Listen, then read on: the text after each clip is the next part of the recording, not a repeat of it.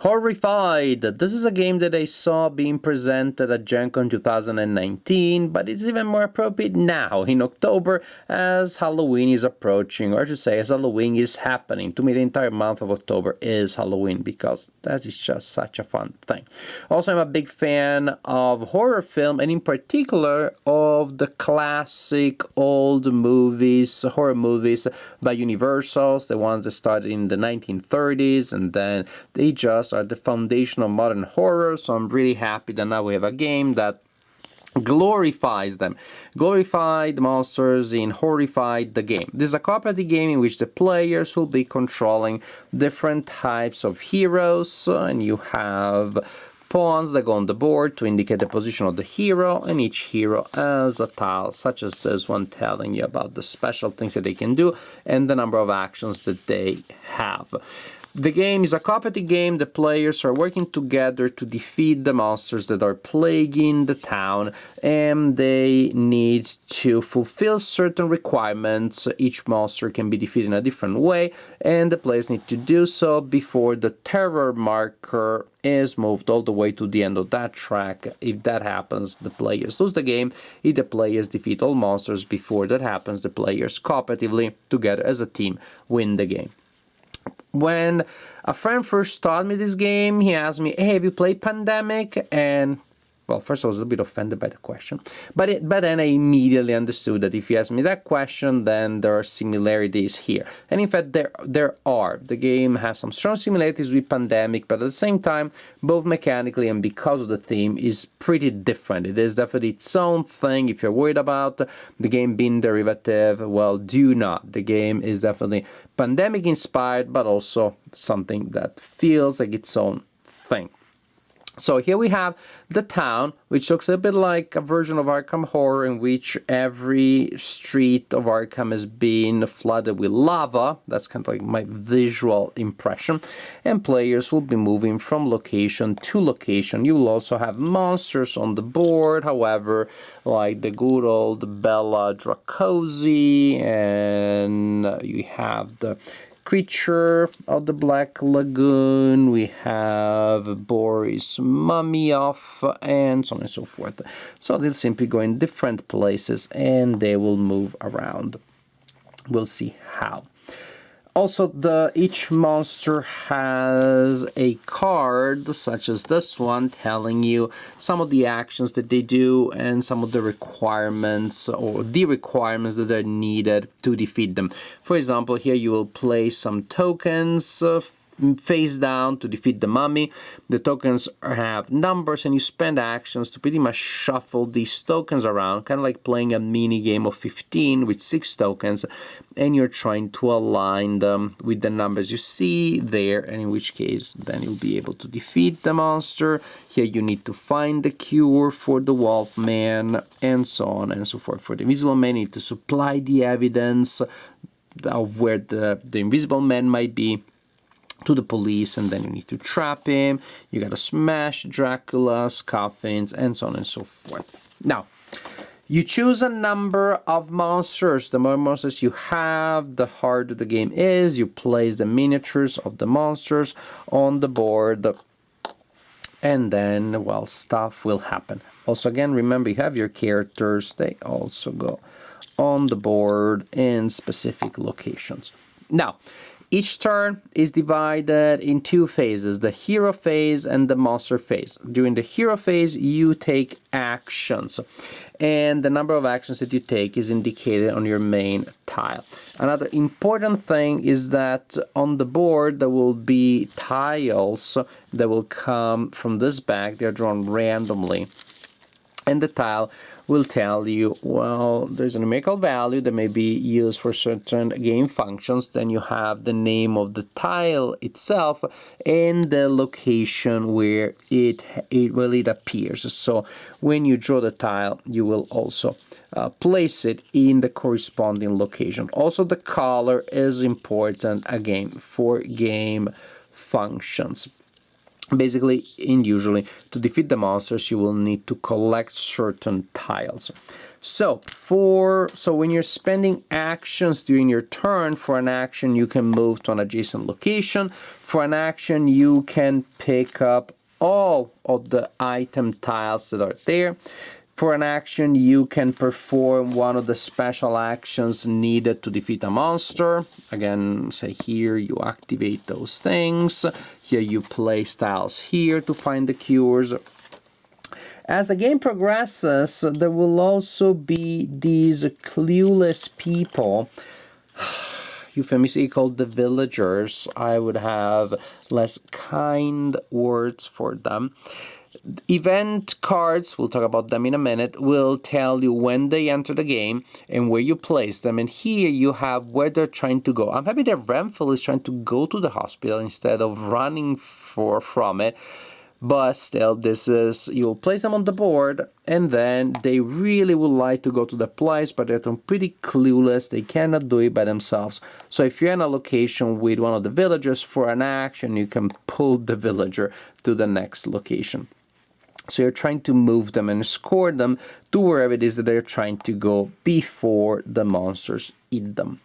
And that's the general idea. These are the main things you can do with your actions. After you spend your actions, and possibly also you play some of these special ability cards. You start with one, they give you different things, and they're pretty powerful, but once you use it, your initial card, then they're gone. In order to get another one, you need to save a villager. That is, you bring the villager to a location where they want to go, then you can remove them from the board and you get another card.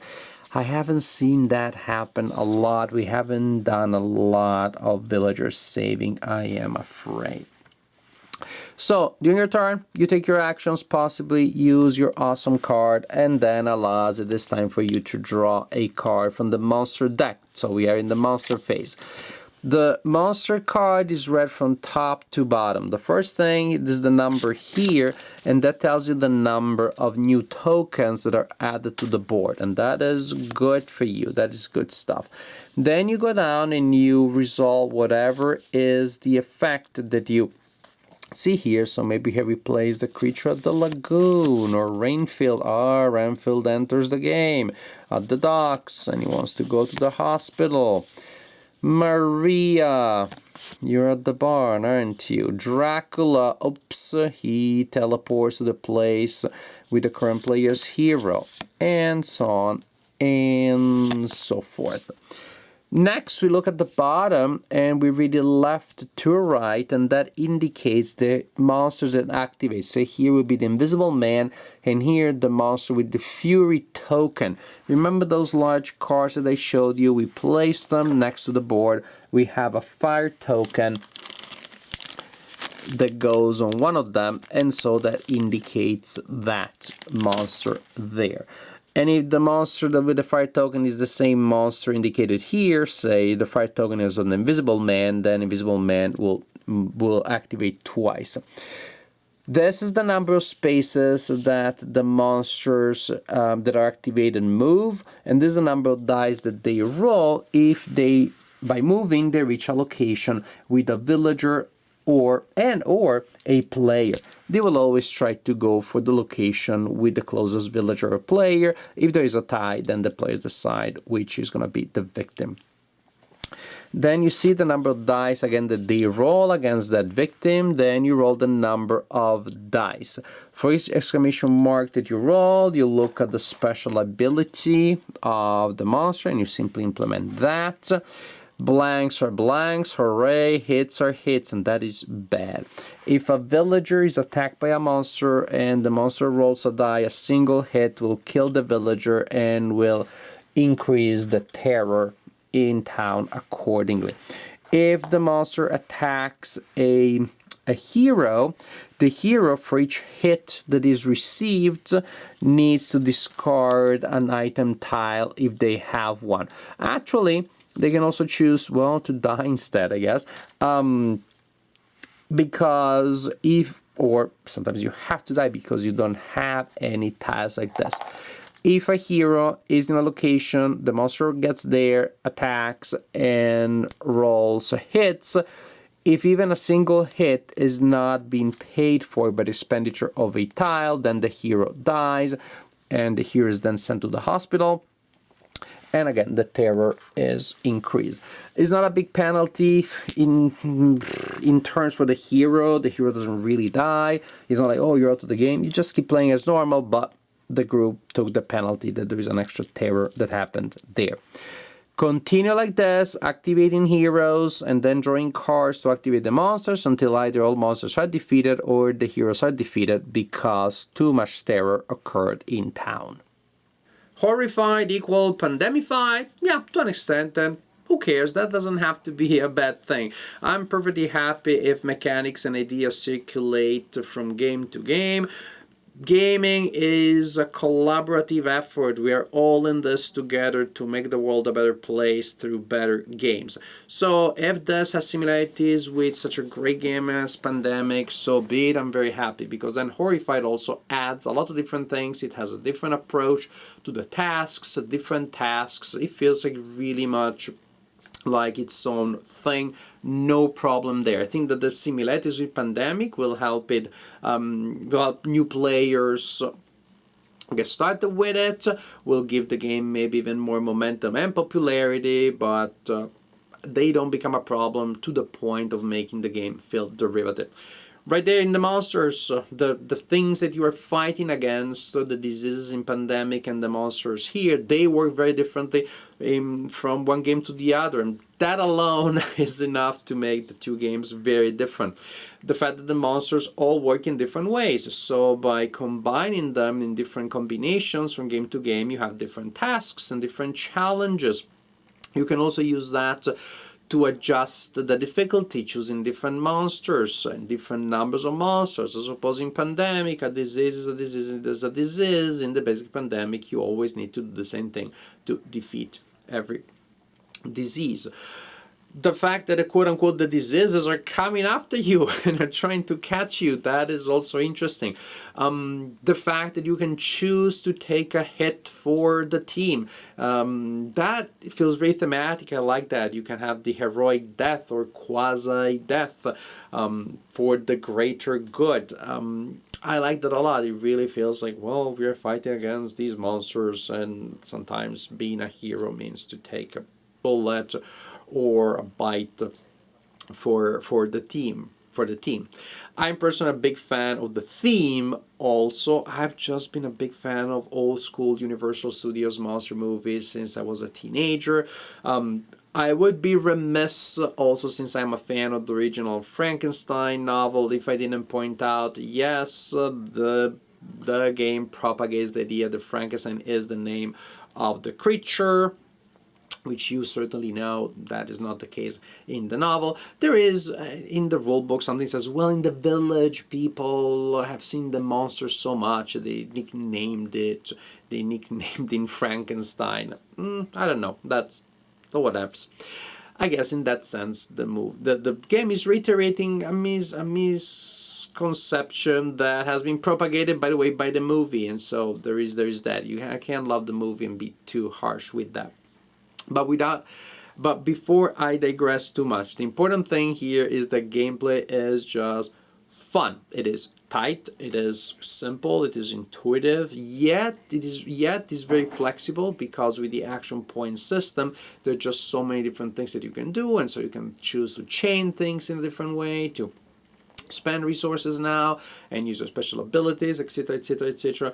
You may have the potential problem that you have in some cooperative games, including Pandemic, of quarterbacking / the alpha player problem. If you have a player with a strong personality who knows the game very well, or thinks they know the game very well, and somebody who is maybe new to the design, a little bit shy, then the risk of having somebody telling people what to do. Well, just don't play this game with with that kind of play. You play other kind of cooperative games where you have limited communication. With the right group, where you don't have somebody trying to take over, actually big part of the fun is precisely the collaborative element, precisely the fact that we're discussing and talking together and creating a common strategy. So on one hand, it can be seen as a weakness, but with the right group, it is actually one of the strongest elements of the design that really makes the experience shine. The production is great, the rules are simple and intuitive, gameplay is just so smooth, it makes so much sense, and it presents you with interesting challenges. Frankly, it is all that I want from a cooperative game. It is simple, playable, it looks great, it has a fun theme, it creates interesting synergies around the table. I don't know what else could you ask for from a cooperative game. I don't know what I would ask for, and so I'll be happy. I will not ask for more. I will be happy, and I'm happy with Horrified.